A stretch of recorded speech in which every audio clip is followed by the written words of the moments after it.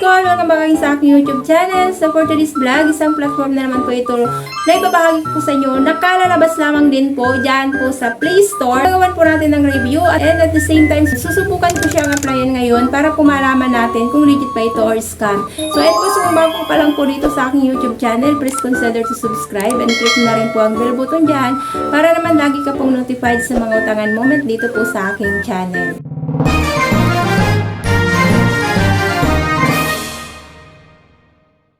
So ayan po, so tuloy-tuloy pa rin po ang ating Family Gcash giveaway dito po sa aking YouTube channel. Mechanics ko lamang po dito. First, lucky viewer na makakapag-like, comment, and subscribe ay makakatanggap ng 50 pesos. And at the end of the month naman, 5 first lucky viewers naman na makakapag-like, comment, and subscribe pa rin ang makakatanggap ng 100 pesos each. So tuloy-tuloy lamang po yan. So keep on tuning lamang po and please keep on supporting.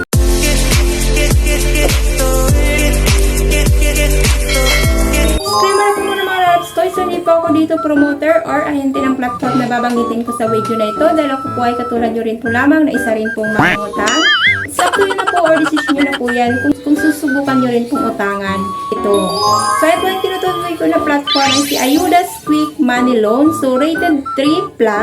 Under company name Armorac Lending Incorporated. Under Securities and Exchange Commission Company Registration Number CIS201908271 with Certificate of Authority Number 2988. So, ayan po sa requirements lang po niya dito is 20 years old, Philippine nationality, and with one government valid ID. So, loan amount niya dito from 2,000 up to 20,000, loan term 91 days up to 180 days. So, install po natin ito si Ayudas Quick Money Loan. So, after po niyan, makikita nyo na po kagad. So, up to 100,000 pesos online mobile application. And then dito, after po yan, so makikita nyo na po kagad. So, privacy policy. Basahin nyo na lamang din po yan. And then, click nyo lang po yung agree para makapag-proceed po kayo. So, ayan, next po is maximum loanable amount, 10,000. So, click lamang po itong borrow now.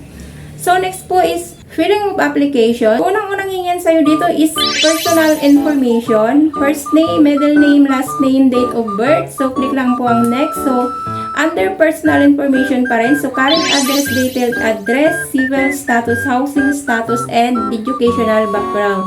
So, third po is contact person. So, dalawa lamang po na contact person ang hinihingi po dito ni Ayudas. Fill upan niyo po yan including name, relationship, and phone number. So, next po is identification. So, dito hingin po kayo ng any valid government ID such as UMID ID, TIN number, driver's license, SSS ID, passport, postal ID, PRC, GSIS ID, voter's ID, PIC ID, NBI ID, or national ID. And next po is device verification. Meron sila ditong text na papadala doon sa number na ni-register mo. So, kailangan mo yun na replyan para makapag-proceed ka to the next step. So, kailangan mong i-verify po yun. After po yan, so may lalabas kagad na under review. So, agad-agad, your data has been put into the key for review. You will get results through SMS and in application notification. So, last po is under review kaagad yung nakalagay nila. So, nakakalito dito kay Ayudas. Wala pa naman po silang in-approve sa'yo na amount kung magkano ba yung papautang sa'yo. And then, andun ka na kaagad sa under review. So, ano ba yung i-review nila? Dahil wala ka pa naman pong na-fill upan na approval loan amounts. Bara-bara ba itong application na Ayudas na ito? Ayan po mga loves, so pag-isipan nyo na po muna. So parang nakalalito dito mangutang or nakakawalang gana na nakapag-fill up ka pa ng application dito kay Ayudas. And at the end, under review, pero hindi ka pa naman nila in-approve kung magkano ba yung ibibigay nila sa iyo na loan approval. Mag-isip-isip na po muna kayo sa ganito pang lumalabas na bagong utangan or manood muna kayo ng mga review.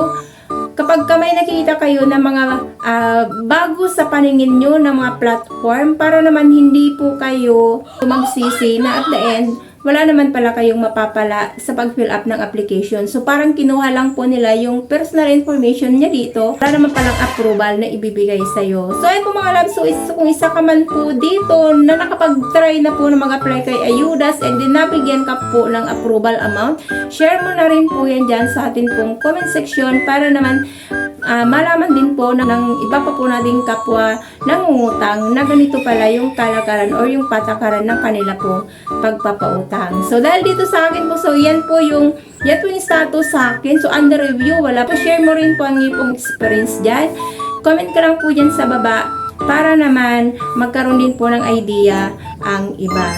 So, ayun po mga loves. So, that's it na muna ang preview natin dito kay Ayuda. So, wala tayong napala, wala tayong nalaman na importanteng bagay dito kay Ayudas.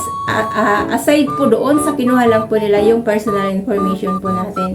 So, ayan po. So, thank you for tuning in for now mga loves ko. God bless po. Bye-bye!